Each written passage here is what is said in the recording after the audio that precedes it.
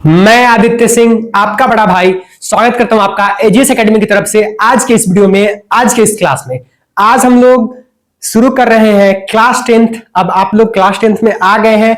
अब आप लोग का एसएसटी में चारों चैप्टर है, चारों सब्जेक्ट है, हिस्ट्री, ज्योग्राफी, सिविक्स और इकोनॉमिक्स, है कि नहीं। तो पहले हम लोग पढ़ रहे हैं इकोनॉमिक्स का चैप्टर नंबर 1 जिसका क्या नाम है डेवलपमेंट, क्लास 10th का, है कि नहीं। आप लोग आ गए हैं तो आप लोग को लग रहा होगा डर है कि बोर्ड का क्लास है, लेकिन डरने का बात नहीं है। और एक बात इसको भी जान के चलना है कि पढ़ना है कि नहीं, थोड़ा थोड़ा ही पढ़ना है कि रोज पढ़ना है। जैसे कि होता है ना कि एक आदमी से 100 रुपया मांगना मुश्किल है, लेकिन 100 आदमी से 1-1 रुपया मांग के जमा करना मुश्किल नहीं है कि नहीं। 1 रुपया चल ले लो, कोई बात नहीं है। तो उस हिसाब से तो थोड़ा थोड़ा अगर रोज आप कंज्यूम करेंगे तो आपको बाद में जाके अच्छा फल मिलेगा, है कि नहीं तो आप देखिए रहे सीबीएसई का लेवल क्या है ना। इस बार जो 25 में जो एग्जाम हुआ था उसका आप लेवल देखिएगा तो क्या लेवल है। क्वेश्चन का, मैथ का क्वेश्चन तो आपको हिलने वाला है नहीं। 11th का क्वेश्चन दिया हुआ था मैथ में, ठीक है। तो इसको देखते हुए आप लोग थोड़ा अच्छे से पढ़ाई कीजिए। इस बार सिलेबस भी चेंज होने वाला था लेकिन चेंज हुआ नहीं है, अगले बार चेंज होगा, है कि नहीं। जो बच्चे अभी 9th में गए हैं, है कि अगले साल 10th में आएंगे, उनके लिए सिलेबस चेंज है, आपके लिए ठीक है कि आपको जो पढ़ना वही पढ़ना है। चलिए तो हम लोग भगवान श्री गणेश जी महाराज का नाम लेकर के स्टार्ट करते हैं, शुरुआत करते हैं आज की इस वीडियो की, आज की इस क्लास का, ठीक है। जैसा कि आपको लिखा हुआ नजर आ रहा होगा डेवलपमेंट, है कि नहीं। हम चीजों को एकदम बारीकी से समझेंगे, एकदम प्यार से पढ़ेंगे, है कि नहीं। हम कोशिश करेंगे कि हम आपको बिल्कुल भी बोर नहीं होने दे, एकदम अपने लैंग्वेज में, है कि जो आपको समझ में एकदम सरल भाषा में पढ़ाए। आप भी कोशिश करिएगा थोड़ा सा कॉपरेट करने का, है कि नहीं। धीरे धीरे धीरे धीरे हमारे बीच बॉन्ड बन जाएगा, है कि नहीं। 1 मिनट रुको बुआ, हाँ ठीक है। तो कॉपरेट करने की कोशिश किया। चलिए हम लोग स्टार्ट करते हैं बिना किसी देरी किए हुए। सबसे पहले आप किताब कॉपी लेके बैठ जाइए और पेन लेके बैठ जाइए, क्या है कि आपको बीच में सॉल्व कुछ करना होगा। इकोनॉमिक्स है ना, इसमें थोड़ा सा कैलकुलेशन आता है, थोड़ा थोड़ा। आपकी 10th क्लास बस थोड़ा थोड़ा कैलकुलेशन है, तो इसको हम लोग सॉल्व कर बताते चलेंगे कि आपके एग्जाम के पॉइंट ऑफ व्यू से क्या क्या इंपॉर्टेंट है। और एक पेंसिल रख लीजिए, उसमें VBI ये सब मार्क करते चलेगा, ठीक है। आखिर कोई वर्ड का मीनिंग नहीं समझ में आए, एनसीईआरटी का तो लाइन लाइन इंपॉर्टेंट है, वर्ड का मीनिंग नहीं समझ में आए तो उसको भी आप लोग अंडरलाइन करते चलिएगा, ठीक है। और उसको लिखते चलेगा उसका हिंदी। चलिए हम लोग स्टार्ट करते हैं। आप लोग अपना बुक खोलिए, इकोनॉमिक्स का चैप्टर नंबर 1 डेवलपमेंट।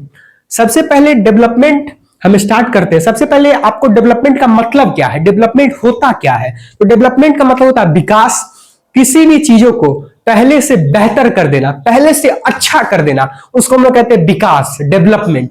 डेवलपमेंट का क्या मतलब है, किसी भी चीज को पहले से बेहतर कर देना, पहले से अच्छा कर देना, उसी को हम लोग कहते हैं विकास, डेवलपमेंट। इतना समझना है, इसमें तो कोई दिक्कत नहीं है। तो डेवलपमेंट का मतलब ही होता है विकास, ठीक है। या फिर बच्चा जो कि छोटा है वो धीरे धीरे बढ़ेगा, है कि नहीं, उसकी आयु बढ़ेगी तो उसके अंदर भी मानसिक विकास होगा, शारीरिक विकास होगा, है कि नहीं। अगर मान लीजिए किसी के पास अपना घर नहीं है, किसी का एस्बेस्टस का घर है, करकट का घर है, तो वो घर बना लेगा, छपरा क्या कहते हैं, छत का घर बना लेगा, कंक्रीट का घर बना लेगा, उसके लिए वो डेवलपमेंट है। कहीं किसी जगह पे रोड नहीं है, वहां पे रोड बन जाएगा तो वो भी विकास है, वो भी डेवलपमेंट है। लेकिन घर वाला हुआ कि मतलब कि इंडिविजुअल डेवलपमेंट हुआ, खाली अपने लिए घर बनाया तो अपना डेवलपमेंट हुआ। और रोड हुआ तो सार्वजनिक संपत्ति है कि नहीं, उस पर सब चलेगा, उसमें सामाजिक विकास है ना, सोशल वर्क के अंदर में आता है वो, ठीक है। तो हम लोग ऐसे ही आपसे कोई सबसे पहले चैप्टर का मतलब जानना होता है कि चैप्टर कहना क्या चाहता है, हम पढ़ किसके बारे में रहे हैं। आप पूछिएगा, किसी से भी पूछेगा कि बता बुआ क्लास 10 का पहला चैप्टर चाहे दूसरा चैप्टर का नाम क्या है, बताइए नहीं करेगा। नाम मान लीजिए बताइए दिया तो उसका मतलब ही नहीं समझा पाएगा। अरे पढ़ने का मतलब है कि आपको पता होना चाहिए कि चैप्टर में है क्या। चैप्टर का ऊपर का हेडिंग देख के पता चलना जाए कि चैप्टर में क्या दिया गया है कि नहीं। ये जिम्मेदारी है पढ़ने वाले की और पढ़ाने वाले की कि बच्चा को बताया जाए, ठीक है।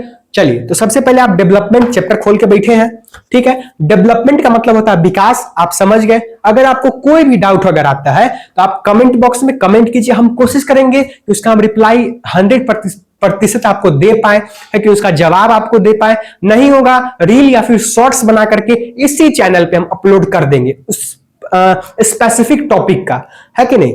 तो चलिए हम लोग शुरू करते हैं डेवलपमेंट। देखो पहला टॉपिक है आपका what development promises, different people have different developmental गोल।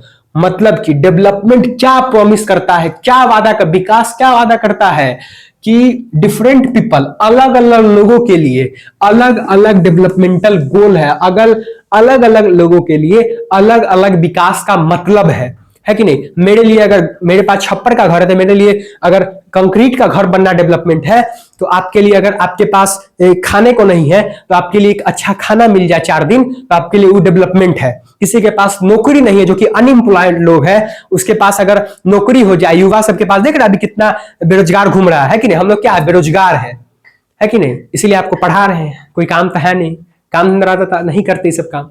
ये सब काम क्या है, सरस्वती का देन है कि नहीं। चलिए, तो क्या है कि डेवलपमेंट है कि नहीं। तो अलग अलग लोगों के लिए अलग अलग डेवलपमेंट का मतलब है, अलग अलग लोगों के लिए विकास का मतलब भी अलग अलग है।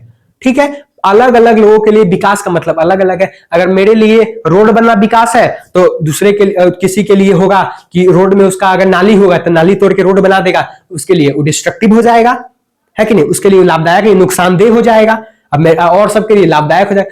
तो जरूरी नहीं है कि जो एक के लिए विकास है वो दूसरे के लिए भी विकास हो। ठीक है, इसीलिए अलग अलग लोगों का विकास का जो सोच है, जो गोल है, डेवलपमेंटल गोल है, वो अलग अलग है। यही कहना चाहता है ये टॉपिक।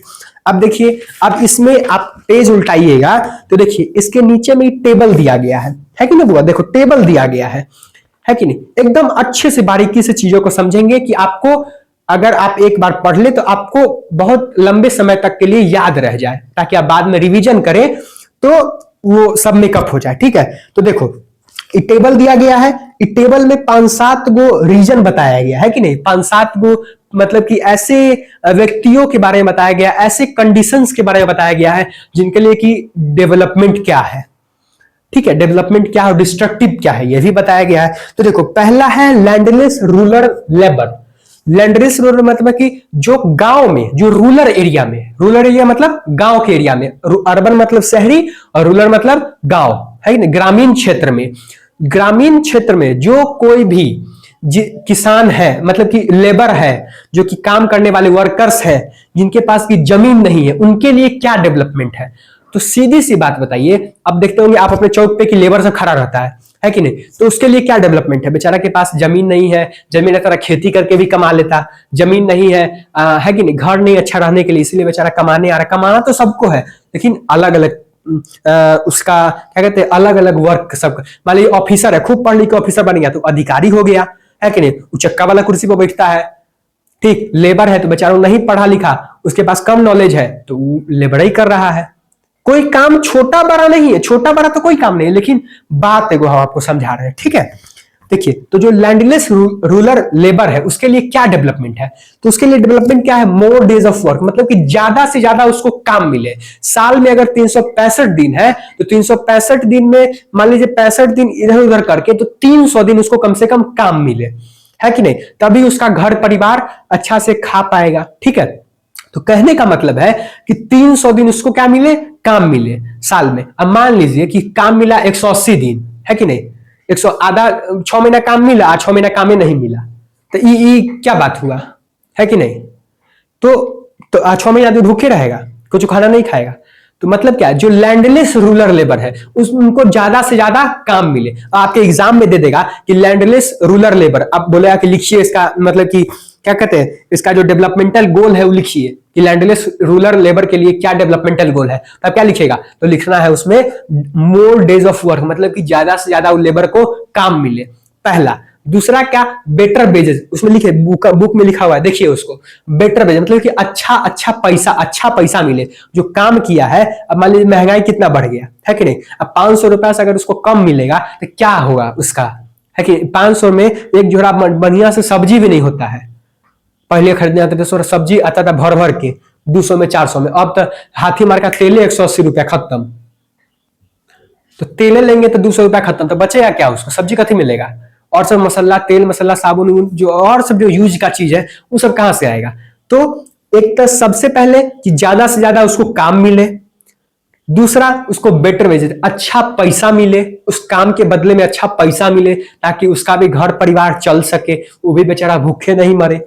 पहला, दूसरा। अब देखिए तीसरा, local school is provide to quality education in for children. मतलब कि जो लेबर का जो बच्चा है कि नहीं, जो वर्कर है, जो काम करने वाले लोग हैं, उनका जो बच्चा है, अब उनका बच्चा क्या करेगा, भर दिन गोली खेलेगा, क्रिकेट खेलेगा। खेलना अच्छी बात है, लेकिन मतलब कि बहुआएगा, छिछियाएगा, सो कहिए नहीं ना। उसके लिए पढ़ाई जरूरी है, एजुकेशन जरूरी है। तो मतलब कि प्राइमरी स्कूल होना चाहिए आसपास में अच्छा सा, है कि नहीं। प्राइमरी स्कूल, हाई स्कूल होना चाहिए। प्राइमरी स्कूल मतलब कि 1 से 5 तक के स्कूल को, 1 से 5 तक के क्लास जो जिस स्कूल में आता है उसको हम लोग प्राइमरी स्कूल कहते हैं, ठीक है। Primary school, middle school, high school होना चाहिए। 6 to 8 वाले को मिडिल कहते हैं, है कि नहीं। 9 to 12 वाले को हाई स्कूल कहते हैं, ठीक है, अलग अलग कैटेगरी में। तो गवर्नमेंट स्कूल होता है कि वहां पे फ्री में बच्चे को एजुकेशन मिल सके, है कि नहीं। खिचड़ी योजना का लाभ तो सब उठाइए रहा है, अंडा योजना का लाभ तो सब मिल ही रहा है, लेकिन उसको खाना तो मिलता ही है एक टाइम का लंच में। लेकिन कहने का मतलब है उसको क्या कहते हैं, अच्छा पढ़ाई मिलना चाहिए, अच्छा एजुकेशन मिलना चाहिए, क्वालिटी टीचर होना चाहिए जो कि बच्चा सबको अच्छे से पढ़ा सके, है कि नहीं। तो पहला क्या, ज्यादा से ज्यादा काम। दूसरा, उसको अच्छा पैसा उस काम के बदले में। तीसरा, उसके बच्चे के लिए अच्छा स्कूल हो, गुड एजुकेशन क्वालिटी हो, है कि नहीं, प्रोवाइड कराना चाहिए, ठीक है। तो ये किसका काम है, सरकार का काम है। फिर देखो, हाँ, नो सोशल डिस्क्रिमिनेशन, कोई भी समाज में कोई भी भेदभाव नहीं होना चाहिए। समाज में कोई भी भेदभाव नहीं होना चाहिए, है कि नहीं। समाज में कोई भी भेदभाव ही नहीं होना चाहिए। अब समाज में कोई भी भेदभाव कैसे नहीं होगा, जैसे कि मान लीजिए कि कोई बड़ घर का शादी है, ठीक है, फिर छुआछूत का बीमारी, है कि नहीं, बरसों से चला आ रहा है भारत में, इसीलिए हम लोग गुलामों हुए थे 200 साल, अंग्रेज का खाली 200 साल। गौरी उरी कब आया, तो भगवान के मालिक है कि नहीं, भगवान उसके मालिक है, ठीक है। तो कहने का मतलब क्या है कि हाँ, उसको अच्छा, ज्यादा से ज्यादा काम मिले, अच्छा पैसा मिले, अच्छा क्वालिटी का एजुकेशन मिले उसके बच्चे को, है कि नहीं। कोई भी सामाजिक भेदभाव नहीं किया जाए भोज में, यानी कि ऊंचे कास्ट वाला को ऊपर बैठा दिए, जिसके पास पैसा है उसको टेबल कुर्सी पर खिया रहे हैं, जिसके पास पैसा नहीं उसको नीचे में बैठाया खिया रहे हैं, या फिर पूछवे नहीं किए। तो ऐसा नहीं होना चाहिए। कोई उसके बच्चा के साथ कोई भी भेदभाव नहीं, उसके परिवार के साथ कोई भी भेदभाव नहीं होना चाहिए। कोई भी सोशल डिस्क्रिमिनेशन नहीं होना चाहिए, सामाजिक भेदभाव नहीं होना चाहिए, है कि नहीं। तो क्या है, ये सब जो 3 गो 4 गो 5 गो पॉइंट है, ये सब लोग जो लैंडलेस रूरल लेबर है उसके लिए डेवलपमेंटल गोल है, ऐसा उसके लिए विकास का एक जरिया है कि नहीं। तो धीरे धीरे अगर मान लीजिए उसके साथ भेदभाव नहीं होगा तो वो भी मिलजुल के रह पाएगा सोसाइटी में, समाज में। उसका भी बच्चा अच्छे से बड़का नहीं। देखो, स्कूल ड्रेस काहे होता है स्कूल में, काहे कि कोई भी डिस्क्रिमिनेशन नहीं हो। मान लीजिए कि कोई बड़ बाप के बेटा है कि नहीं, मर्सिडीज से उतरा, एकदम 25,000 के शर्टे पैंट पहन के आया, इसीलिए स्कूल ड्रेस दिया गया है कि सब बच्चा वहां पे इक्वल है। टीचर को, मास्टर को इक्वली ट्रीट करना है। हम आपको पढ़ा रहे हैं तो हम किसी बच्चा को ज्यादा कम नहीं मानेंगे, है कि नहीं। पढ़ने सब बच्चा आया था, हम सबको बराबर से देखेंगे, है कि नहीं। तो उसका काम है, किसका, टीचर का काम है। कोई भी भेदभाव नहीं होना चाहिए, इसीलिए स्कूल ड्रेस पहनाया जाता है बच्चों को कि सब एक समान है कि नहीं। तो इसका भी मतलब है, ठीक है। तो ये पहला वाला समझिए कि लैंडलेस रूरल लेबर के लिए क्या है। अब देखिए, अब प्रोस्पेरियस फार्मर फ्रॉम पंजाब, जो कि पंजाब में किसान है कि नहीं, पंजाब में किसान है कि नहीं, उनके लिए क्या डेवलपमेंट है। प्रोस्पेरियस फार्मर जो है पंजाब में, उनके लिए डेवलपमेंट क्या है। तो उनके लिए development assured high family income, मतलब कि through higher support price for their crop and through hard working and cheap labor they should able to settle their children abroad। अब देखो, जिनके ऐसे किसान भी है, ऐसे किसान है पंजाब में जिनके पास की बहुत ज्यादा जमीन है कि नहीं, धनी मनी किसान है। तो उनके लिए क्या डेवलपमेंट है। मान लीजिए कि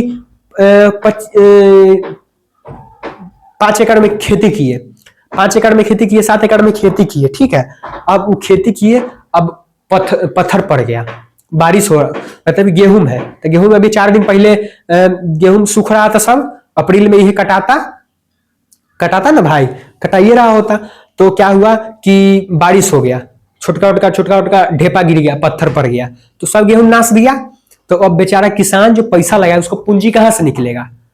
तो अच्छा फसल का अच्छा दाम मिलेगा तब ना, है कि नहीं। गुड प्राइसेस ऑफ क्रॉप होगा तब ना हाई प्राइस मिलेगा, किसका, क्रॉप का ज्यादा दाम मिलेगा तभी होगा। तो ज्यादा दाम कैसे मिलेगा, ऐसे मिलेगा कि उसका फसल बर्बाद नहीं हो, है कि नहीं। जो बनिया सब है, अब देखते होंगे कि प्याज का दाम बढ़ जाता है, किसान सबको फायदे नहीं होता। गोभी देखते होंगे, अब रील में शॉर्ट्स में आता होगा कि गोभी को किसान सब पंजाब में हरियाणा में अपने से थुआ थुआ कर देता है बांस लेके, काहे, क्योंकि उसको 2 रुपए 4 रुपए को भी मिलता है, और इधर बेचता है 15 रुपए 20 रुपए 60 रुपए 80 रुपये बेचे, तो क्या होगा उस टाइम पे। तो उनको भी, अब जितना आदमी पूंजी लगाया है, तो पूंजी लगाया तो उससे कुछ फायदा नहीं हुआ तो आदमी काहे खेती करेगा, और उसमें काहे मेंटेन करेगा, उसको कीड़ा कीटनाशक छिड़किए, उसमें उसका अच्छे से देखभाल कीजिए, है कि नहीं, उसका मेंटेन कीजिए, कहीं छोड़ के उसको जा नहीं सकते, इन्हें सुअर बिलार खा जाएगा। तो कहने का मतलब है कि उसका जो क्रॉप का दाम है वो अच्छा मिले, किसके लिए, प्रोस्पेरियस फार्मर फ्रॉम पंजाब में जो किसान है, जिनके पास जमीन है, जो कि खेती करते हैं, उनके लिए क्या डेवलपमेंट है, तो उनको हाई प्राइजेस ऑफ क्रॉप, मतलब कि फसल का अच्छा दाम मिले, उनके भी जो बेटा बेटी है उनको अच्छा हाई क्वालिटी ऑफ एजुकेशन मिले, है कि नहीं, उनके बेटा बेटी भी जा सके अब्रॉड में पढ़ने के लिए, विदेश में पढ़ने के लिए जा सके, है कि ये कि खाली बिजनेसमैन का बेटा बेटी जाएगा लंदन में पढ़ने के लिए, है कि ऑक्सफोर्ड यूनिवर्सिटी में, और कोई नहीं जाएगा, ऐसा कैम्ब्रिज में ऐसा कोई नहीं होता है।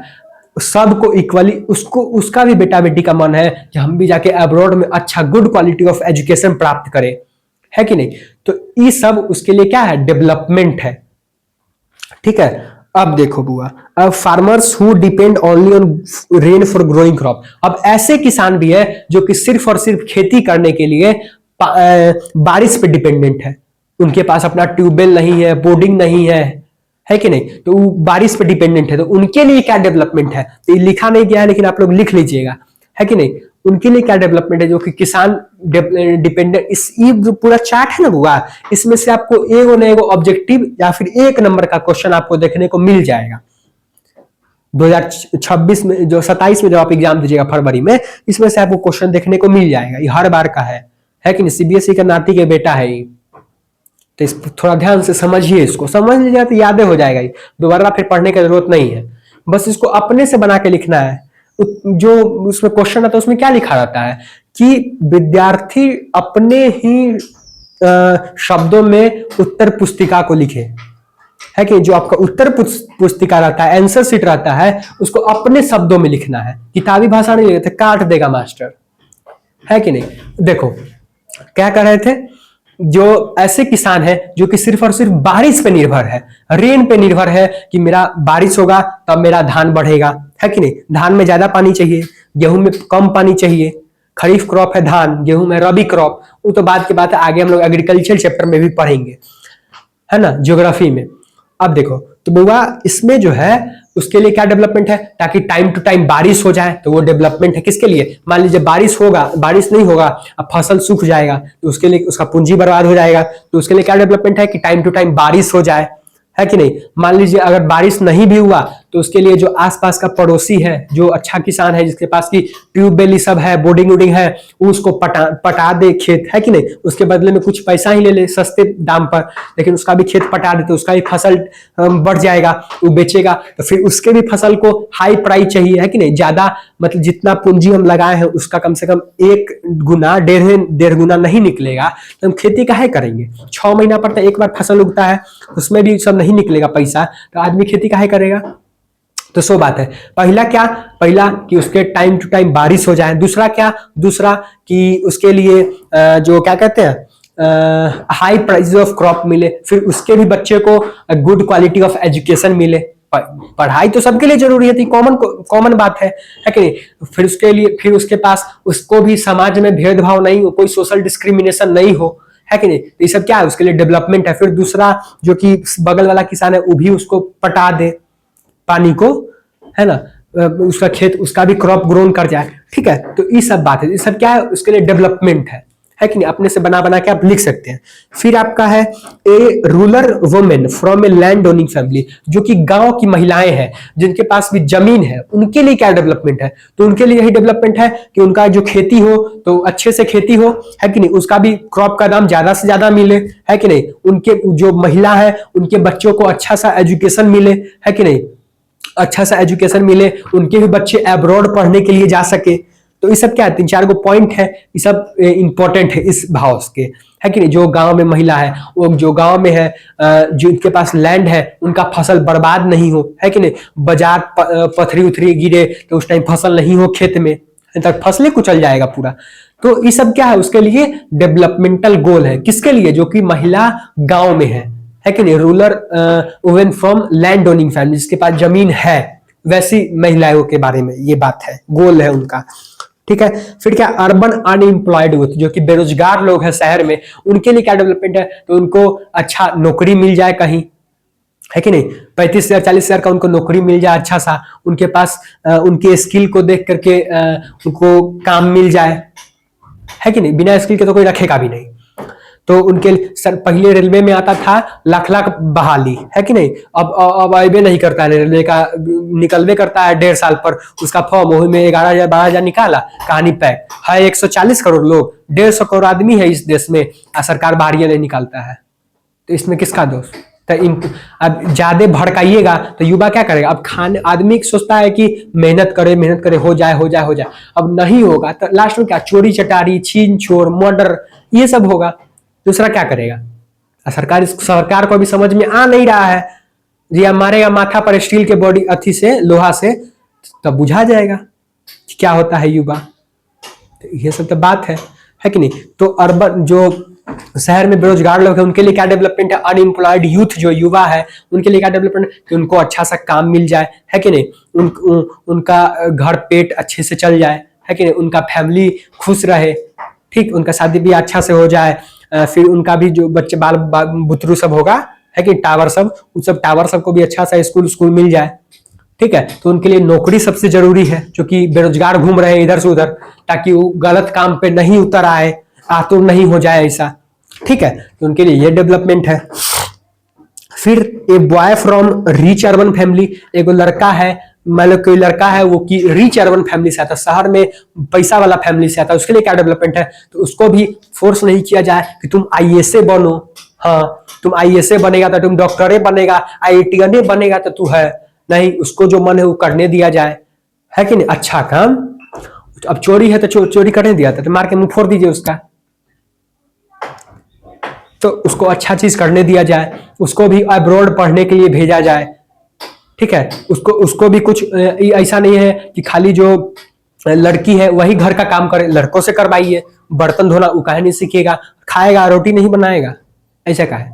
तो सबको कंट्रीब्यूट करना चाहिए हाउस वर्क में, है कि नहीं। फिर वैसे ही जो एक girl from rich urban family है, एगो जो लड़की है जो कि शहरी एरिया की है और मतलब कि रिच अर्बन फैमिली से आती है, उसके लिए क्या डेवलपमेंट है, उसके लिए यही डेवलपमेंट है कि उसके साथ भेदभाव नहीं हो अपने घर में ही, कि लड़का को ज्यादा पढ़ाई, लड़की को कम पढ़ाई नहीं, उसको भी अब्रॉड पढ़ने के लिए भेजिए, है कि नहीं। और brother should contribute to house work, मतलब कि उसके भाई को भी काम करवाइए, नहीं कि खाली बेटिए को काम करवा रहे हैं, पढ़ रही है तो रोटी बना दो, पढ़ रही है सब्जी बना दो, ऐसे वैसे, है कि नहीं। तो खाली ऐसा भी नहीं होगा, ऐसा भी होना भी नहीं चाहिए, सबका इक्वल राइट है कि नहीं। अब तो देखो, अब तो यूपीएससी में रैंक भी किसका आता है, महिलाओं का। किसी भी एग्जाम को उठा के देख लीजिए, हम लोग तो लड़का सब तो नालायक है क्या।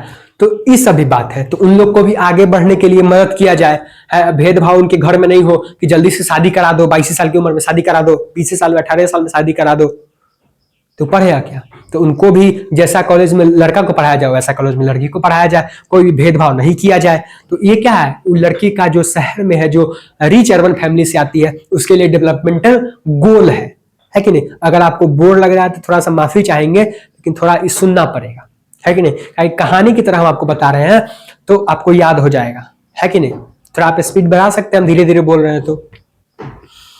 फिर an Adivasi from Narmada valley, जो नर्मदा नदी है उसके पास जो आदिवासी लोग हैं, उनके लिए क्या डेवलपमेंटल गोल है। तो मान लीजिए नर्मदा नदी पे हम डैम बना देंगे, है कि नहीं। डैम जो कि बना देंगे तो वहां किसी भी नदी पर अगर हम डैम बना देंगे तो वहां जो आदिवासी लोग रहते हैं, अस्थायी लोग हैं, उनको हटाना पड़ेगा सबसे पहले, क्या कि यहाँ पे डैम बनेगा, है कि नहीं। तो वो नदी के पास में पहले के जमाने में, पुराने जमाने में जो होमोसेपियंस है ना, हम लोग होमोसेपियंस है, तो जब इंसान का सबसे पहला या फिर राजा महाराजा भी युद्ध के लिए जाते थे तो नदी के पास में तंबू गाड़ा करते थे। क्या है कि नदी के पास में शिकार हो जाता था, अच्छा सा कोई जानवर में मिल गया अच्छा सा, ठीक है, फिर क्या पानी मिल गया आसानी से, है कि नहीं, लकड़ी मिल गया। तो नदी के पास में वो जो लोग अस्थाई लोग जो निवास कर रहे हैं, अपना जीवन यापन कर रहे हैं, उनके लिए क्या डेवलपमेंट गोल है कि वहां पे डैम नहीं बनाया जाए। अगर डैम बनाया भी जाए है कि नहीं, डैम बनाया जाए तो उनको वहां से उठा के दूसरे जगह उतने ही इज्जत के साथ शिफ्ट किया जाए, उनको कंपनसेशन दिया जाए उसके बदले में। क्या है कि मान लीजिए आपका घर है, आप रह रहे हैं 14 साल 15 साल से, हम कहें कि छोड़ के चल जाओ, छोड़ के चल जाइएगा, तो उसके लिए भी आदमी को प्रिपेयर होना पड़ता है। तो उनके लिए क्या डेवलपमेंट है कि इस पे डैम नहीं बनाया जाए, ठीक है। तो अब देखिए, एक तरफ डेवलपमेंट, दूसरी तरफ डिस्ट्रक्टिव। डैम बनना लोगों के लिए है कि नहीं, समाज के लिए डेवलपमेंट है, लेकिन वहां जो आदिवासी लोग रह रहे हैं उनके लिए डिस्ट्रक्टिव भी है, डिस्ट्रक्टिव भी है, ठीक है। फिर दूसरा कि डैम अगर बनेगा तो वहां के जो किसान हैं उनको फायदा होगा, है कि नहीं, सिंचाई करने में, खेत में सिंचाई करने में, पानी पटाने में फायदा होगा, होगा कि नहीं होगा। लेकिन वहां जो आदिवासी लोग हैं उनको दिक्कत हो जाएगा, फिर वहां से नदी के तट पर जो रहते हैं उनको हट करके जाना पड़ेगा, दूसरी जगह पे शिफ्ट होना पड़ेगा। तो उनके लिए क्या, एक के लिए डेवलपमेंट है, दूसरे के लिए डिस्ट्रक्टिव है। तो यही जो टॉपिक है यही कहना चाहता है कि डेवलपमेंट की अलग अलग लोगों के लिए अलग अलग डेवलपमेंट का मतलब है, अलग अलग विकास का सोच है, डेवलपमेंटल गोल है, ठीक है। तो यही इस टॉपिक में यही बताया गया, और ये बहुत इंपॉर्टेंट है कि नहीं, टेबल है, इसको आप भर लीजिएगा और इसको एक बार और आप पढ़ लीजिएगा, बस आपको याद रह जाएगा एग्जाम तक, ठीक है, पक्की बात है।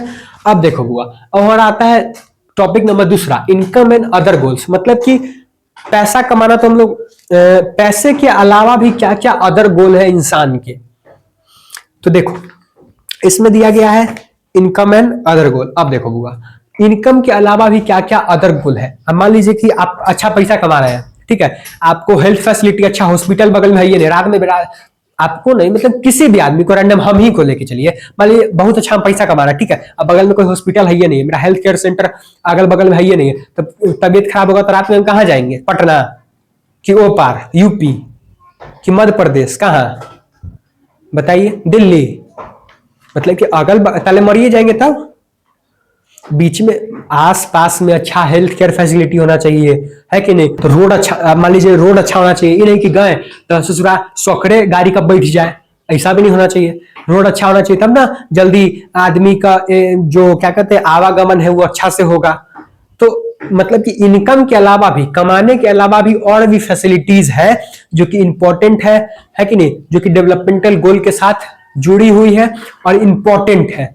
मान लीजिए कि आसपास में पब्लिक पार्क होना चाहिए जिसमें कि आदमी टहलने जा सके, खेलने के लिए बच्चा सबके लिए, देखते हैं मोहल्ला में खेलता है, गली क्रिकेट हम लोग खेलते हैं, तो मार उसका कांच तोड़ दिए, उसका खिड़की फोड़ दिए, उसका माथा पर मार दिए तो चोट लग गया, तो बॉल रख ली तो बॉल भुला गया, बहुत तरह की बात है, जंगल में भुला गया, तो उसके लिए क्या फील्ड होना चाहिए अच्छा सा आसपास में, है कि नहीं, ताकि बच्चा से सामने जाके उसका शारीरिक विकास हो सके, खेलने जाया जा सके। तो इनकम के अलावा भी और बहुत सारी फैसिलिटीज है। महंगाई कम होना चाहिए, पेट्रोल का दाम कंट्रोल होना चाहिए, गैस का दाम कम होना चाहिए, तेल का दाम जो है खाने वाला तेल उसका दाम कम होना चाहिए, साग सब्जी का दाम रिलायबल होना चाहिए कि गरीब से गरीब और अमीर से अमीर आदमी भूखा ना सोए, है कि नहीं, सबको खाना मिले, ठीक है। तो ये सब तो जरूरत की रोजमर्रा के जीवन की चीजें हैं। हेल्थ फैसिलिटी सस्ता होना चाहिए, तब ना कोई इलाज करवाएगा, गरीब से गरीब भी अमीर से अमीर आदमी भी इलाज करवाएगा। अभी खान सर देखिए हॉस्पिटल खोले, कितना गरीब से गरीब आदमी जाता है खुशी से इलाज करवा के, और कितना पुण्य का काम है कि नहीं है। तो मतलब कि इनकम के अलावा भी और अदर गोल और अदर क्राइटेरिया है डेवलपमेंट का, ठीक है। तो यही बताया जाता है इस टॉपिक में, ठीक है। फिर आता है अगला आपका नेशनल डेवलपमेंट। क्या आता है बुआ, नेशनल डेवलपमेंट।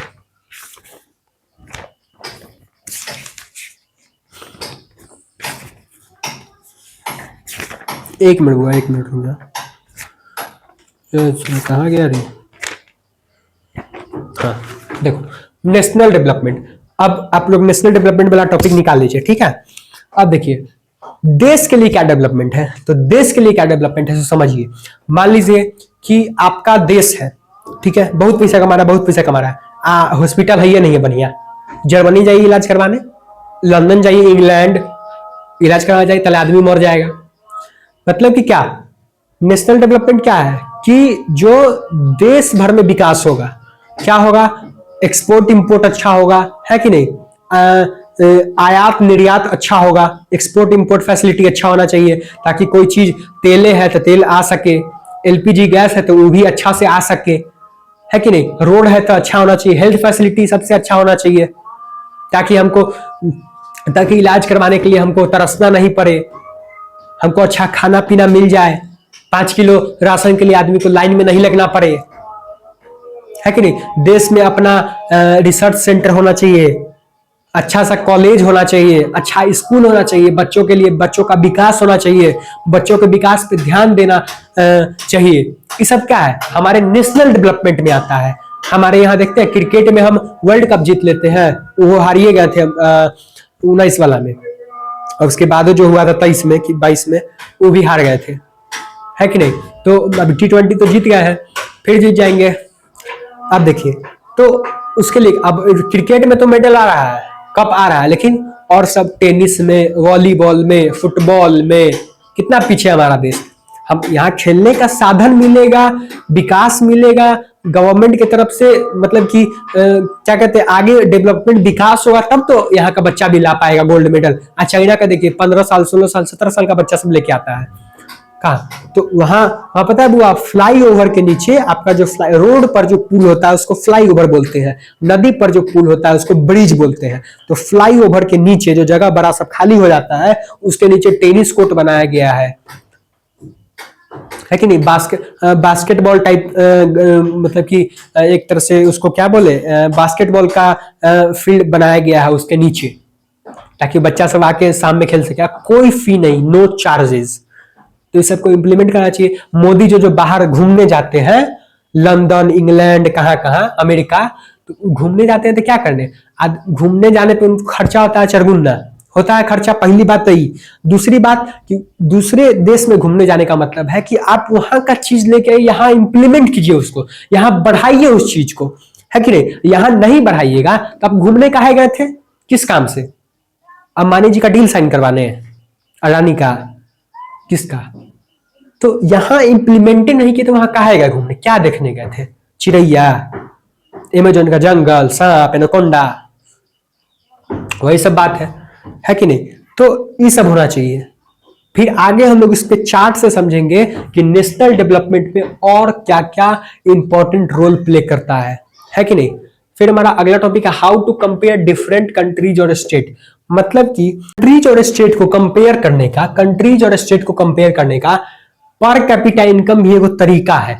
एवरेज इनकम जिसको कि हम लोग पर कैपिटा इनकम कहते हैं, दोनों एक के हैं। एवरेज इनकम जिसको कि हम लोग पर कैपिटा इनकम भी कहते हैं, ये भी एक तरीका है, ये भी एक स्रोत है किसको, कंट्रीज और स्टेट के डेवलपमेंट को मेजर करने का। अब देखियो, जैसे कि आपके बुक में ई वाला को दिया हुआ है, ई वाला चार्ट, तो ई वाला चार्ट बहुत इंपॉर्टेंट है, बार बार पूछता है, हर बार पूछता है आपके एग्जाम में। इस बार भी एक नंबरी में पूछा गया था और अगले बार भी आपको पूछा जाएगा, तो इसको कॉपी निकाल के थोड़ा समझिएगा। देखो इसमें दिया हुआ है, आप देखिएगा जब इसका ध्यान से तो देखिएगा पहले कि इसमें कंट्री दिया हुआ है, मतलब कि यहाँ कंट्री का नाम लिखेंगे, इंडिया पाकिस्तान भिखमंगा का मेजर कर रहे हैं, तो ऊपर में लिखेंगे भारत, नीचे लिखेंगे भिखमंगा, ठीक है। तो ऊपर भारत, नीचे भिखमंगा, तो ये भारत का है, ये भिखमंगा का है कि नहीं। तो ऐसा समझ के हम लोग इसको कैलकुलेट करते हैं पर कैपिटा इनकम कैसे निकलता है, और इसको ध्यान रखिएगा आप लोग, एक दो बार प्रैक्टिस कीजिएगा, आपको आ जाएगा, ठीक है।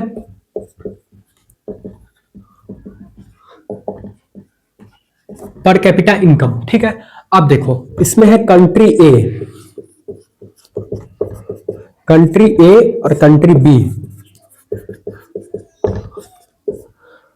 अब देखो बुआ, मान लो इसका पता है पर कैपिटा इनकम का जो फॉर्मूला होता है वो होता है total number of income by total number of population, इसमें होता है पर कैपिटा, ठीक है। पर कैपिटा इनकम का फॉर्मूला आप याद रखिएगा, आपको सब निकल जाएगा। पर कैपिटा इनकम का क्या फॉर्मूला होता है, total number of income by total number of population, जितना देश में इनकम है है कि जितना इसमें पैसा कमाया जा रहा है उसको ऊपर लिखिए, जितना देश में जनसंख्या है उसको नीचे लिखिए, उसको डिवाइड कर दीजिए, आपका आंसर आ जाएगा। तो देखो दो कंट्री का लिख रहे हैं तो हम इसको लिखेंगे पहले पर कैपिटा, हम देखेंगे कि इसका इनकम कितना है। ठीक है, मान लीजिए एक देश में 5 आदमी है। ठीक है, कई आदमी हुआ 5, 3, 4 और 5। ठीक है, एक देश में अगर 5 आदमी है तो कंट्री ए जो है, ये कंट्री ए है कि नहीं, कंट्री ए का पहला व्यक्ति जो है वो कमाता है मान लो 2000। ठीक है, दूसरा व्यक्ति 3000, वहीं चौथा 4000 और चौथा 5000 और पांचवा 6000। ठीक है, फिर वहीं दूसरे देश में पहला व्यक्ति कमाता है 3000, दूसरा 4000, वही तीसरा 5000, यही 6000 और ये 7000। ठीक है, तो अब हमको पर कैपिटा इनकम निकालना है। हमको ये सवाल दिया गया है, कंट्री ए और कंट्री बी दिया गया, हमको पर कैपिटा इनकम कैलकुलेट करना है, पर कैपिटा इनकम निकालना है। तो देखो पहले हम लोग जीडीपी कैलकुलेट करेंगे। तो जीडीपी कैलकुलेट करने क्या करते हैं कि मतलब किसी राज्य का जीडीपी निकालना है तो वहां कितना रेवेन्यू जनरेट हो रहा है, कितना पैसा कमाया जा रहा है कि नहीं। पहले इनकम कैलकुलेट करते हैं, तो इनकम कैलकुलेट करने से क्या निकलता है, जीडीपी निकल जाता है। और जीडीपी अब 28 को राज्य और 9 को जो केंद्र शासित प्रदेश है, पूरा को कैलकुलेट करके जितना भारत में, अगर भारत का निकाल रहे हैं तो सब स्टेट और केंद्र शासित प्रदेश सबका कैलकुलेट करके हमारा भारत का जीडीपी हो जाता है। ठीक है, जैसे कि बिहार का जीडीपी है 3.5 लाख करोड़। ठीक है, 3.5 लाख करोड़ बिहार का जो जीडीपी है, मान लीजिए तो कैसे निकला होगा कि total number of income calculate करके, कहां पे, बिहार में। ठीक है, फिर कंट्री लेवल पे निकालना है तो पूरे कंट्री का आपको इनकम कैलकुलेट करना पड़ेगा यहीं पे।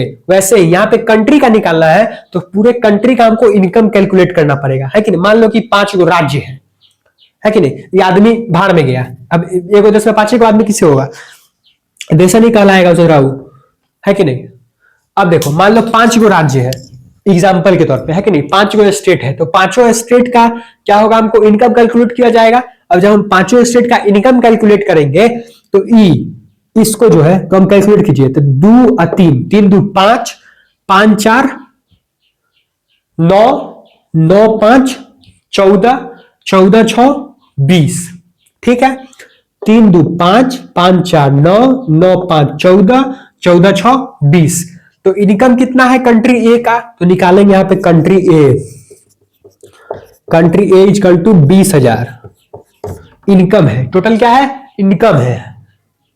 अब पॉपुलेशन कितना है, तो 1 2 3 4 5।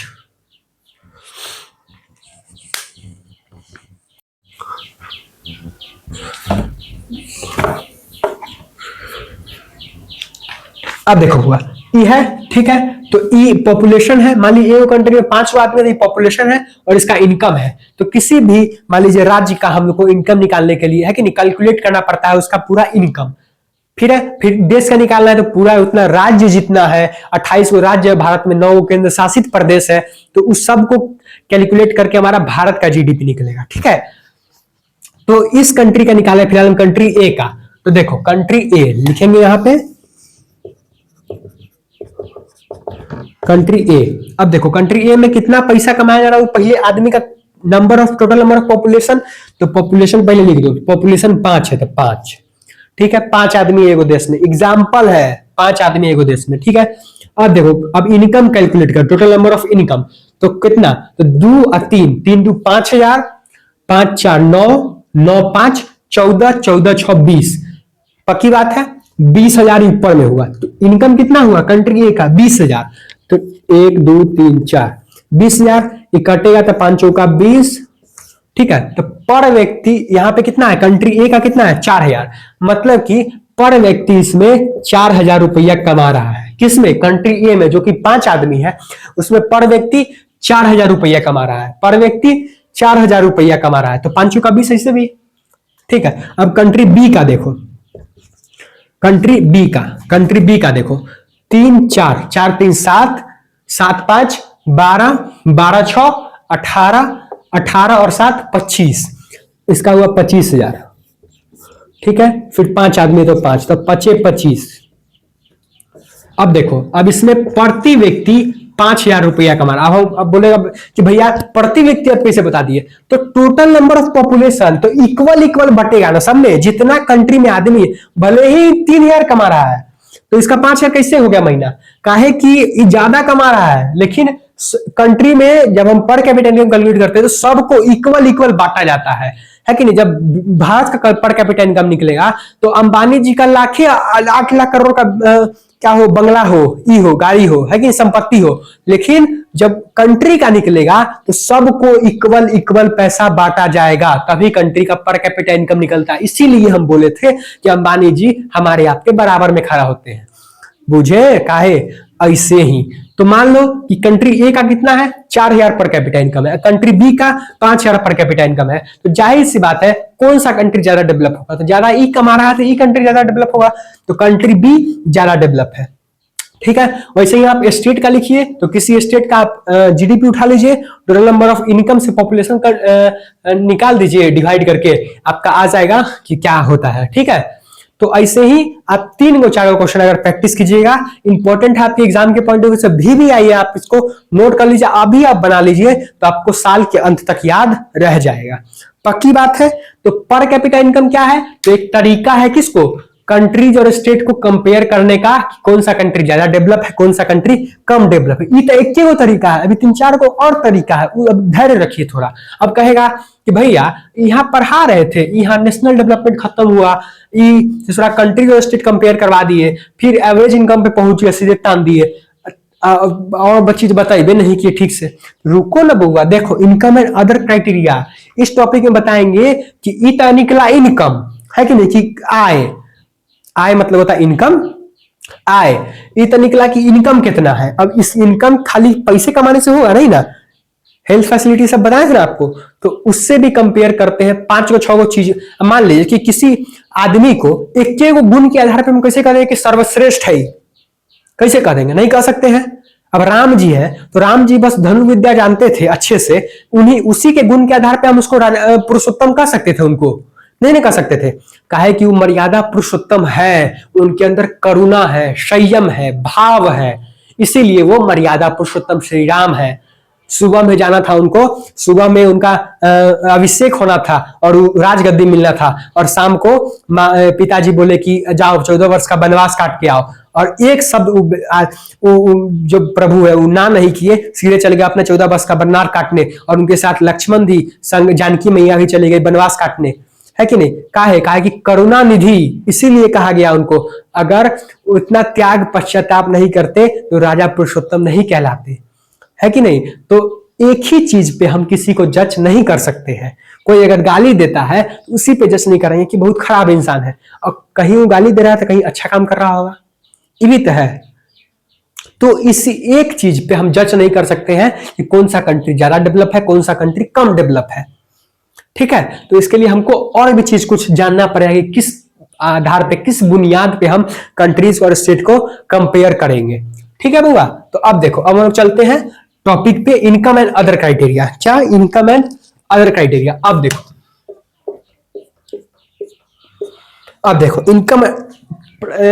इनकम के, आय के अलावा भी और क्या क्या अदर क्राइटेरिया है जिसको कि जिससे कि हम कंपेयर करते हैं।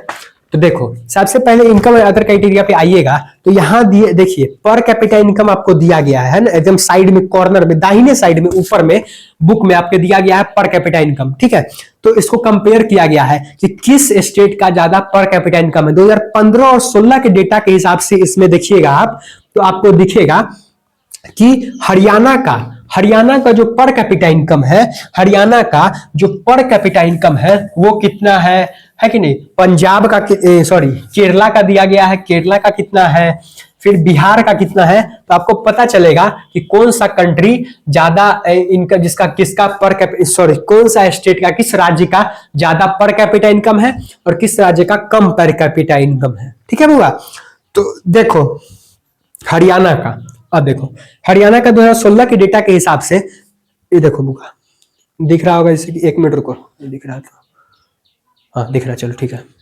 अब देखो इकाई दहाई सैकड़ा हजार 10,000 लाख, अब देखो 16,02,034 इसका पर कैपिटा इनकम है, 2015 और 16 के हिसाब से, है कि नहीं। तो पर कैपिटा इनकम कैसे निकाला होगा, वही वाला formula, number of income by number of population. तो 16,02,034 क्या है इसका पर कैपिटा इनकम है। फिर किसका, हरियाणा का। फिर केरला का देखो तो 14,190 पर कैपिटा इनकम है। फिर बिहार का 31,454 पर कैपिटा इनकम है। अब देखो 31,400 कम, तो इसमें सबसे ज्यादा डेवलप कौन है, इनकम के हिसाब से, तो हरियाणा का सबसे ज्यादा है 16 लाख है। बाकी सबका, बिहार का तो 31,000 है और उसका 14 लाख है।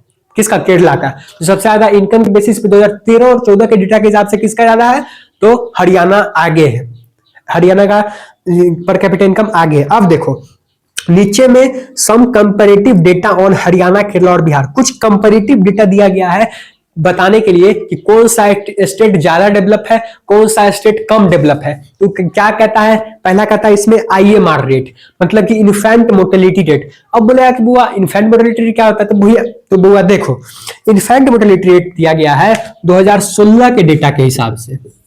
कब की, 2016 के डेटा के हिसाब से इन्फेंट मोर्टेलिटी रेट दिया गया है।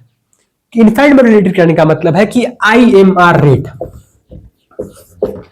इन्फेंट मोर्टेलिटी रेट को हम लोग IMR रेट भी कहते हैं। इन्फेंट मोर्टेलिटी रेट मतलब कि आप इन्फेंटिसाइड सुने होंगे, इंग्लिश में आप इन्फेंटिसाइड सुनेंगे, मतलब कि नवजात शिशु की हत्या। तो इन्फेंट मतलब कि नवजात शिशु। अब देखो तो वही वाला चीज यहां पे आता है कि अब देखो 1,000 बच्चा अगर किसी राज्य में जन्म लिया, ध्यान से समझना इसको, IMR क्या होता है।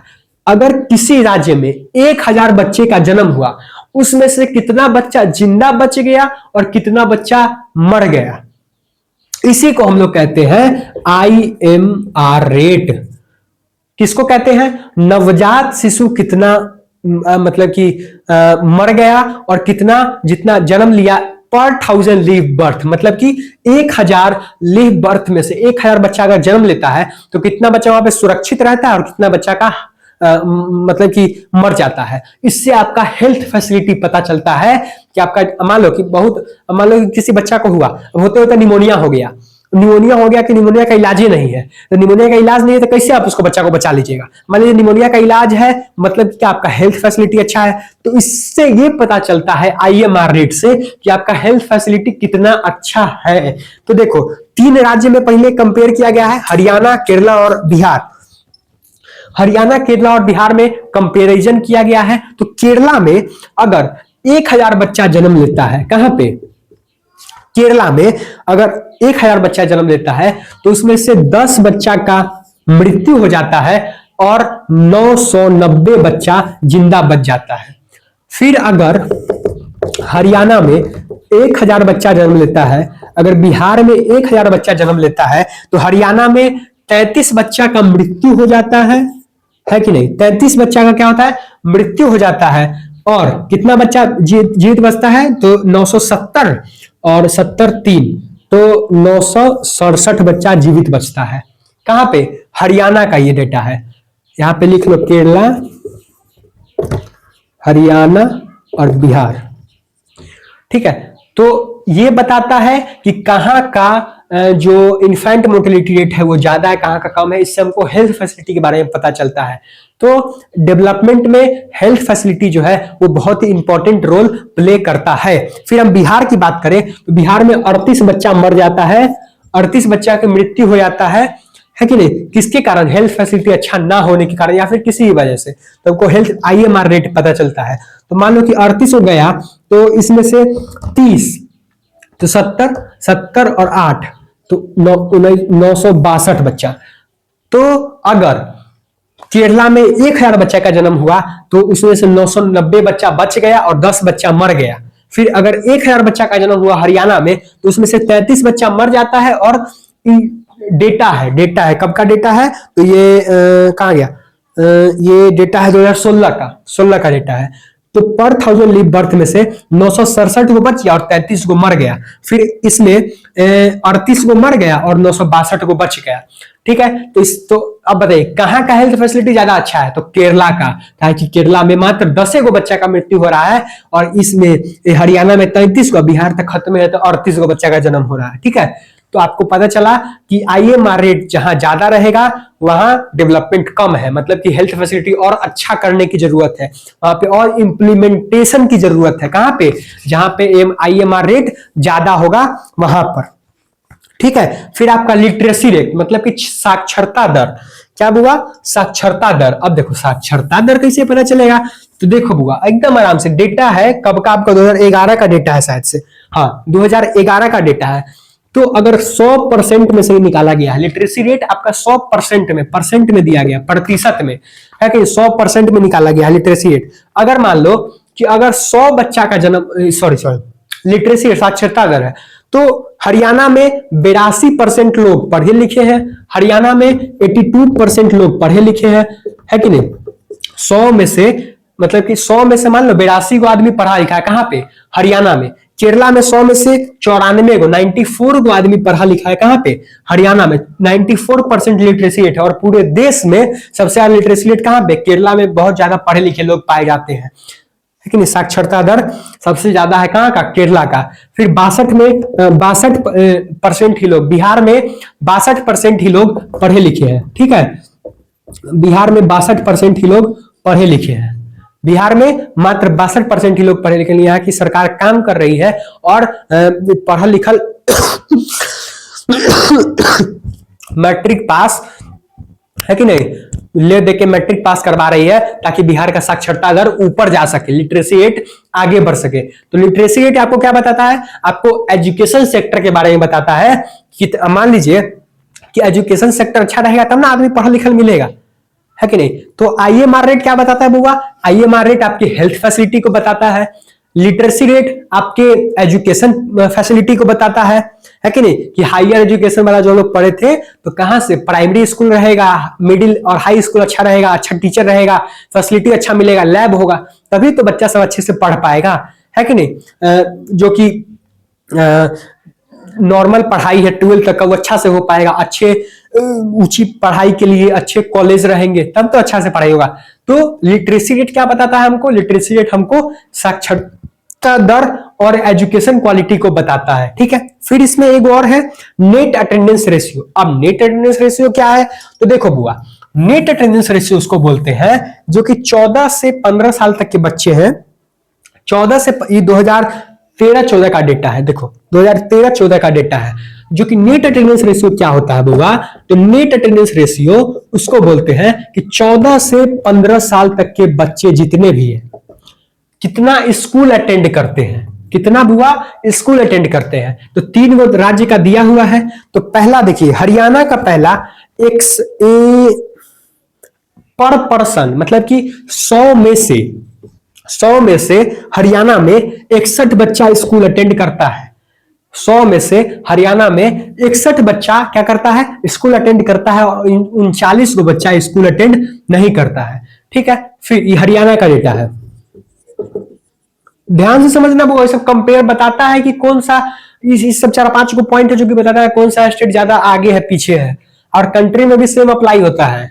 ठीक है, फिर केरला 100 में से, फिर बिहार 100 में से। अब देखो बिहार में 100 में से 43 को बच्चा स्कूल अटेंड करता है और केरला में 100 में से 83 को बच्चा आपका क्या करता है? स्कूल को अटेंड करता है। तो यहाँ 17 को बच्चा स्कूल अटेंड नहीं करता है और यहाँ पे 60 और 57 को बच्चा स्कूल अटेंड नहीं करता है। समझ में आ रहा है? पर पर्सन, मतलब कि 100 में से निकाला गया 2014-15 का 13-14 का डेटा के हिसाब से नेट अटेंडेंस रेशियो, सबसे पहले नेट अटेंडेंस रेशियो किसको कहते हैं? तो नेट अटेंडेंस रेशियो हम उसको कहते हैं जो कि 14 से 15 साल के जो कोई भी बच्चे हैं वो कितना स्कूल अटेंड करते हैं और कितना स्कूल अटेंड नहीं करते हैं, इससे हमारा नेट अटेंडेंस रेशियो पता चलता है। ये 2013 और 14 का डेटा है। कब हुआ? 2013 और 14 का डेटा है। तो हरियाणा में 100 में से 100 प्रति बच्चा में से 61 बच्चा स्कूल को जाता है और 39 बच्चा स्कूल नहीं जाता है। वहीं केरला में 100 में से 83 बच्चा स्कूल जाता है और 17 बच्चा स्कूल नहीं जा पाता है। ठीक है, नहीं जाता या फिर नहीं जा पाता है। और ये केरला में सबसे ज्यादा बच्चा स्कूल अटेंड करता है, इसीलिए वहां का हेल्थ फैसिलिटी भी अच्छा है, वहां साक्षरता दर भी, लिटरेसी रेट भी ज्यादा है, और बस उसका पर कैपिटा इनकम थोड़ा कम है, लेकिन अब वाले डेटा में बराबर हो गया होगा। फिर बिहार में मात्र 100 में से 43 बच्चा स्कूल जाता है और 57 को बच्चा नहीं जाता है स्कूल। तो आपको ये 4-5 को कंपैरिजन टेबल था, ये कंपैरिजन टेबल है कि आपको पता चलता है कि कौन राज्य ज्यादा विकसित है और क्यों है, और कौन सी को हम कंपैरिजन करेंगे तो किस प्रकार करेंगे, इसको बताया गया है इसमें। ठीक है, अगर कोई डाउट है तो इसमें आप बेझिझक हमको कमेंट बॉक्स में आप पूछ सकते हैं। हम कोशिश किए हैं। अब देखिए, IMR रेट मतलब कि इन्फेंट मोर्टेलिटी रेट, नवजात शिशु कितना मर गया, जन्म लिया पर 1000 लिव बर्थ, मतलब कि 1000 में से कितना बच्चा मर गया। फिर आपका लिटरेसी रेट, 100% में से कितना परसेंट व्यक्ति पढ़ा लिखा है। फिर आपका नेट अटेंडेंस रेशियो, मतलब कि 13 से 14 साल 15 साल का जितना बच्चा सब है कितना स्कूल को अटेंड करता है। इससे आपका लिटरेसी रेट बढ़ेगा, आपका पढ़ा लिखे लोग रहेंगे तो बात चीजों को समझेंगे और चीजों को अप्रोच लेंगे और वहां पे सरकार से डिमांड करेंगे कि विकास और डेवलपमेंट हो। ठीक है, अच्छा से विकास भी हो पाएगा। अब देखो बुआ, अब हमारा अगला टॉपिक तो समझ में आपको इनकम अदर क्राइटेरिया।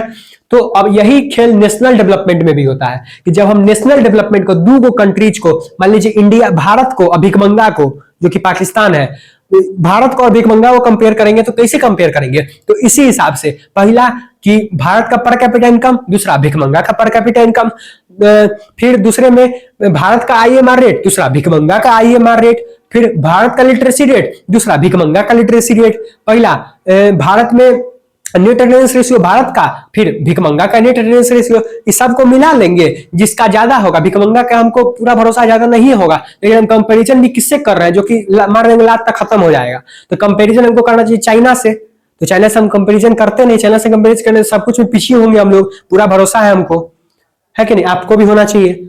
अब चलिए, तो समझ गए कि नेशनल डेवलपमेंट क्या है, कि क्या क्या काम आता है नेशनल डेवलपमेंट में, क्या क्या जरूरी है नेशनल को डेवलपमेंट, राष्ट्र को डेवलप बनाने के लिए, ये सब चीज समझ गए। फिर आपका पब्लिक फैसिलिटी, अगला क्या हुआ आपका पब्लिक फैसिलिटी। पब्लिक फैसिलिटी क्या होता है अब बताओ। जैसे कि हम लोग आपको शुरू में बताए थे कि पब्लिक फैसिलिटी जो है बुआ, एक बात है, आप कितना भी अगर आप इसमें आपके बुक में बहुत अच्छा लाइन दिया गया पब्लिक फैसिलिटीज वाले टॉपिक में, कि देखो यहां पे पब्लिक फैसिलिटीज है, money in your pocket can not buy all the goods and services, है कि नहीं, डेट यू वांट, अरे भाई, money in your pocket can not buy all the goods and services that you made to live well, मतलब कि आपके जेब में अगर पैसा है तो आप सब कुछ को नहीं खरीद सकते हैं जो कि आपके जीवन यापन करने के लिए जरूरी है। ऐसा क्यों कहा गया है और ऐसा लाइन क्यों लिखा गया है, ये भी इंपॉर्टेंट है, क्योंकि अगर आपके पास पैसा है तो ऐसा नहीं है कि आप रोड बनवा दीजिएगा, यहां से जाना है आपको दिल्ली, तो यहां से दिल्ली तक का रोड बनवा दीजिएगा, है कि नहीं। अब मानिए के पास पैसा, लेकिन कहां रोड बनवा देता है, कहां वो डैम बनवा देता है, उसका प्रोजेक्ट है, वो कमाता है उससे, लेकिन फ्री में काम नहीं करता है। मतलब कि क्या, कि अगर उसके पास, किसी के पास अगर बहुत ज्यादा पैसा है, अगर उसके पॉकेट में पैसा है, फिर भी उसको जीने के लिए, है कि नहीं, पहले जीने के लिए उसको समाज में रहने के लिए समाज में रहना ही पड़ेगा और उसको समाज की चीजों का उपयोग करना ही पड़ेगा। पब्लिक पार्क है तो कैसे बनवा दीजिएगा, पब्लिक अपना पार्क बनाइएगा, फिर भी उसमें सब जाइए करेगा, है कि नहीं। तो कुछ ऐसा चीज है, हॉस्पिटल है तो आप सब जगह हॉस्पिटल खोल लीजिएगा, मतलब कि सब काम आप नहीं, रिजर्व बैंक है वो नोट छापता था, अपना रिजर्व बैंक खोल लीजिएगा, ऐसा हो नहीं सकता है। मतलब कि क्या, मनी इन योर पॉकेट, आपके पॉकेट में जो कि मनी है, जो कि पैसा है, वो सब कुछ नहीं खरीद सकता है जो कि आपके जीवन यापन करने के लिए जरूरी है। इस बात को समझिए। हाँ, पैसा आपको झुकने नहीं देगा, जीने में आपको बहुत ज्यादा मदद करता है। पैसा है तो सब कुछ है, रिश्ता नाता दोस्त महीम सब कुछ है, ये बात सही है, लेकिन पैसा से आप सब कुछ को नहीं खरीद सकते। कोई मर गया तो उसको उसका जान वापस करवा दीजिएगा, खरीद लीजिए, नहीं ना। तो मतलब कि money in your pocket can not buy all the goods and services that you made to need to live well. जीने के लिए आपके पॉकेट में अगर पैसा है तो वही सबसे ज्यादा जरूरी नहीं है। पैसा जरूरी है लेकिन वही भगवान नहीं है, वही सबसे ज्यादा जरूरी नहीं है। कि कोरोना में देखे थे, पैसा वाला का हालत टाइट हो गया था, है कि नहीं, बेड नहीं मिल रहा था। अब बताइए, तो पैसा पैसा है, अब ऐसा भी था, इसके बाद पैसा नहीं था, बेचारा मर गया। तो दोनों दोनों नजरिए से देखना है कि नहीं, इस बात को ध्यान रखना, ठीक है। अब पब्लिक फैसिलिटी में क्या क्या आता है, तो यही है, जैसे कि पब्लिक पार्क है, तो पब्लिक पार्क हमको यूज करना पड़ेगा, सार्वजनिक है जो वो रोड है तो रोड सार्वजनिक है, उसको यूज करना पड़ेगा। डैम है तो अगर खेती के लिए, सिंचाई के लिए वहां का पानी यूज कर रहे हैं, नदी का पानी यूज कर, नदी को आप खरीद सकते हैं, नहीं खरीद सकते हैं, तो नदी का पानी यूज कर रहे हैं तो वहां सार्वजनिक रूप से यूज करना पड़ेगा। कुछ पब्लिक फैसिलिटी जो कि हमको सरकार देती है, जो कि गवर्नमेंट है जिस चीज के लिए है, हेल्थ फैसिलिटी है तो सरकार हमको देती है कि नहीं। तो ऐसा सब कुछ है जो कि पब्लिक फैसिलिटीज के अंतर्गत आता है, जो कि सामाजिक विकास, जिसको कि एक क्या, मान लीजिए ट्रांसफार्मर है आपके घर के बगल में, उससे पूरे मोहल्ले को बिजली पास हो रहा है, ये नहीं कि खाली आप ही के घर में बिजली आ रहा है, ठीक है। तो पब्लिक फैसिलिटी कुछ ऐसा है जो कि हम पैसा रहते हुए भी नहीं खरीद नहीं सकते हैं, इसी को कहते हैं पब्लिक फैसिलिटीज। तो इसी के लिए हम लोग वोट देते हैं और विकास करने के लिए बोलते हैं सरकार को कि हे प्रभु विकास कीजिए, आप जनता के नौकर है, लेकिन जनता के नौकर बस माइक पे है, उसके बाद वो जनता के मालिक है कि नहीं। तो वो बात है, लेकिन यहाँ उल्टा चलता है। होना चाहिए क्या, होता है क्या, तो इसलिए हम डिमांड करते हैं कि अच्छा से देश को चलाने के लिए पब्लिक फैसिलिटी भी जरूरी है। मान लीजिए जनता खुश रहेगा तभी तो देश आगे बढ़ेगा ना। बहुत पैसा है अमेरिका के पास, एग्जाम्पल के तौर पर किसी भी कंट्री के पास बहुत ज्यादा पैसा है और उसका जनता खुश नहीं है कि नहीं। जनता उसमें महामारी है, कोई फ्लेग फैल गया, ऐसा कुछ बीमारी हो गया, भूखे मर रहा है, तो उसका पैसा क्या काम का, ये भी बात है। तो पब्लिक फैसिलिटीज जरूरी है कि नहीं। ये सब क्या क्या आता है अंतर्गत आपको पढ़ा दिए। फिर ह्यूमन, देखो वो अगला एक में टॉपिक है, इसमें छूट गया है कि नहीं, क्या टॉपिक है, बीएमआई। मतलब कि आपके देखिए, आपके जो अथी में है उसमें दिया गया होगा एकदम साइड में, है कि नहीं, बीएमआई, बॉडी मास इंडेक्स। क्या, बॉडी मास इंडेक्स, क्या हुआ, बॉडी मास इंडेक्स।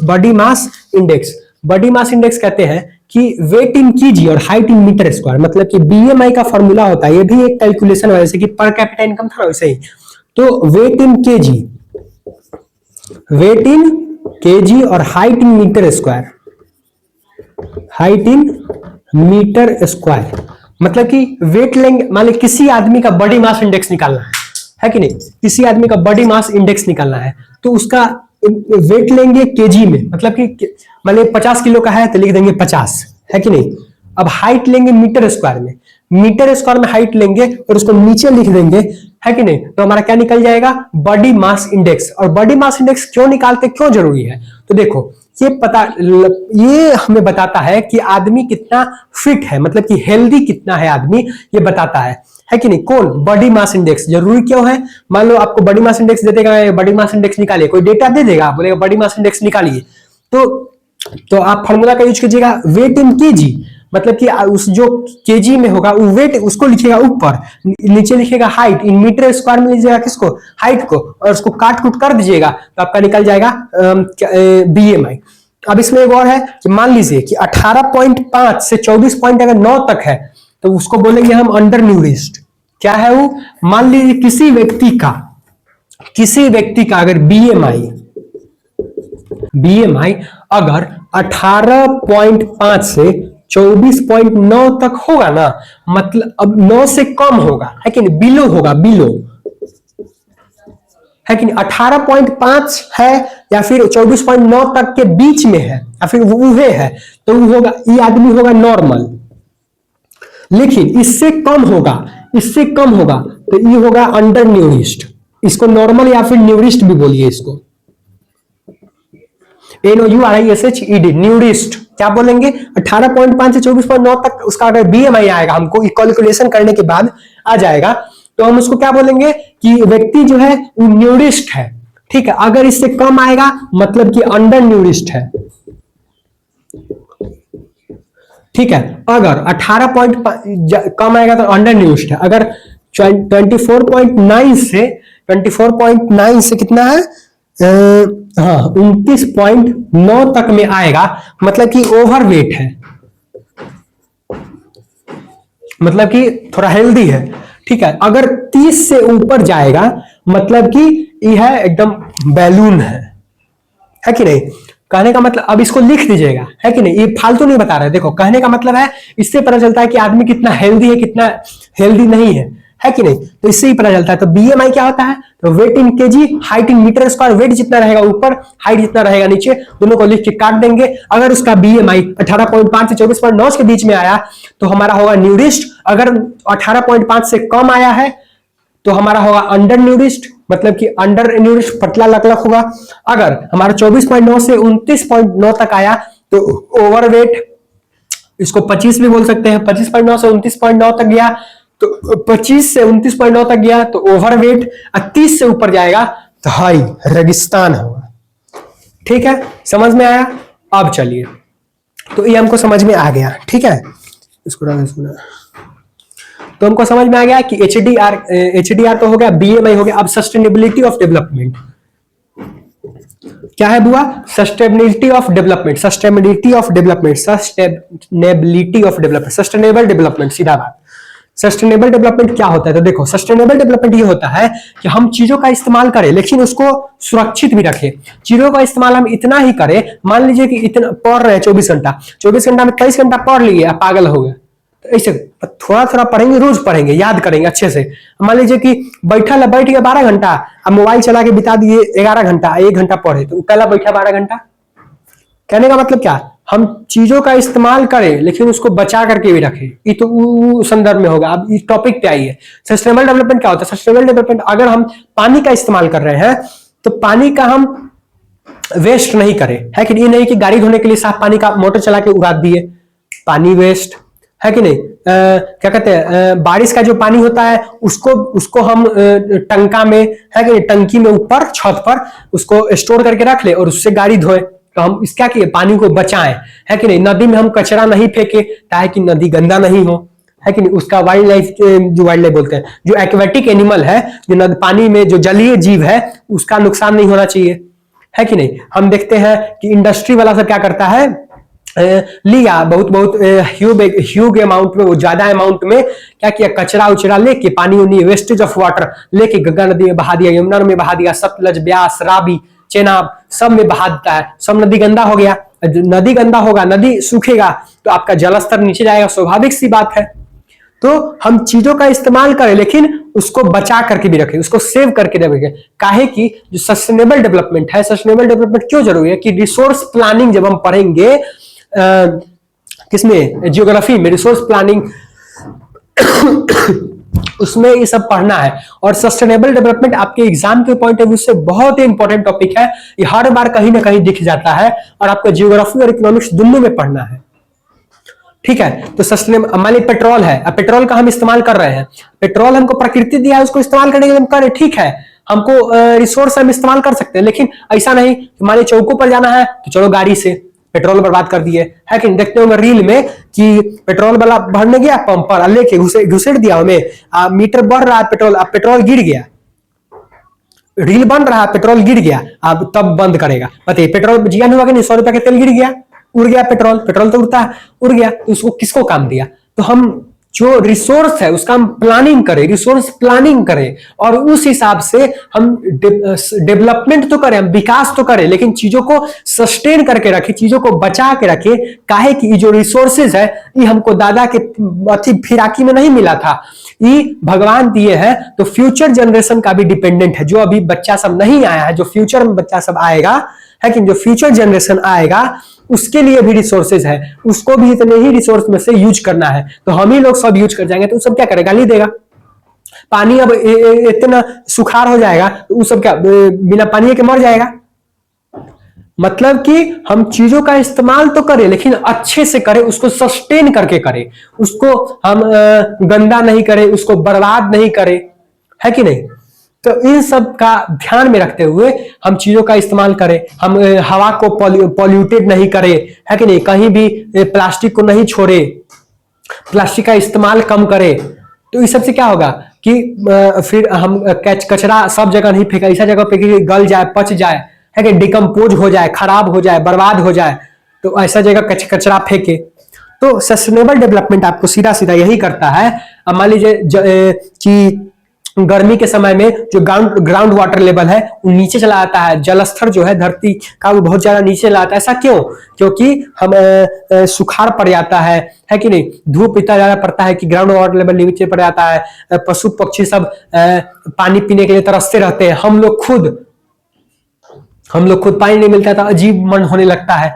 तो मतलब कि हम उसको चीजों को सस्टेन करके रखें, चीजों को बचा करके रखें, है कि नहीं। फिर वही देखिएगा यहाँ पे तो आपको ग्राउंड वाटर इंडिया का एग्जांपल भी दिया गया है कि जो क्या है इसमें, recent evidence suggested the ground water under the serious threat of over use many part of the country. मतलब कि ग्राउंड वाटर का जो यूज है कि नहीं, जो पानी का यूज है वो अलग अलग कंट्री के अलग अलग हिस्से में ज्यादा यूज किया जा रहा है, ह्यूज अमाउंट, बहुत ज्यादा अमाउंट में, और बर्बादी ज्यादा हो रहा है। इसीलिए जल स्तर जो है वो नीचे चला जाता है गर्मी के टाइम में। ठंडा के टाइम में तो फिर भी ठीक रहता है, लेकिन गर्मी के टाइम में सुखाड़ पड़ जाता है। राजस्थान साइड में जो कुछ एरिया है वहां पे कुछ ज्यादा ही सुखाड़ पड़ जाता है। तो इस सब चीजों का हमको ध्यान रखना चाहिए, ठीक है, इस सब चीजों का हमको ध्यान रखना चाहिए। तो यही सब दिया गया आपके एग्जाम। फिर एग्जॉशन ऑफ नेचुरल गैस, मतलब कि जो नेचुरल गैस है उसको, जैसे कि मान लीजिए कि क्या कहते हैं, हम हवा को पॉल्यूटेड नहीं करेगा, कि अब देखिए हम ऑक्सीजन लेते हैं, कार्बन डाइऑक्साइड छोड़ते हैं, लेकिन पेड़ क्या करता है, कार्बन डाइऑक्साइड दिन में लेता है, ऑक्सीजन छोड़ता है कि रात में वो भी ऑक्सीजन लेने लगता है और कार्बन डाइऑक्साइड छोड़ने लगता है। इसलिए पेड़ के नीचे नहीं छोड़ना चाहिए, नहीं सोना चाहिए। तो अब पेड़ को हम काट देंगे तो ऑक्सीजन में हमको कहां से आएगा, ऑक्सीजन, तो ग्लोबल वार्मिंग होगा कि नहीं। तो इस सब चीजों का ध्यान रखते हुए हमको काम करना चाहिए, आगे बढ़ना चाहिए, ठीक है। तो इस बात को आप ध्यान रखिए।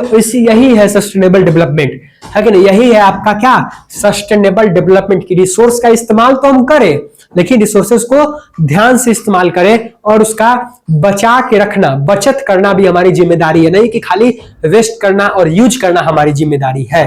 वेस्ट करना तो है ही नहीं है, खाली यूज करना ही हमारी जिम्मेदारी नहीं है, उसको बचा के रखना भी हमारी जिम्मेदारी है, ठीक है। चलिए, यही चैप्टर आपको खत्म होता है यहाँ पे। अब आप इसको अगर जहां पे नहीं समझ में, आप कमेंट बॉक्स में कमेंट कीजिएगा, हम आपको बताने के लिए रेडी है, कोई दिक्कत नहीं वाली बात नहीं है। आपको जहां नहीं समझ में आएगा बेझिझक पूछ सकते हैं, ठीक है। बने रहने के लिए, लास्ट तक, अंत तक बने रहने के बहुत बहुत धन्यवाद। हम लोग फिर मिलेंगे अगले क्लास में, तब तक के लिए थैंक यू वेरी मच। फिर हम लोग मिलेंगे एक नए अंदाज में अगले क्लास में, तो के लिए धन्यवाद।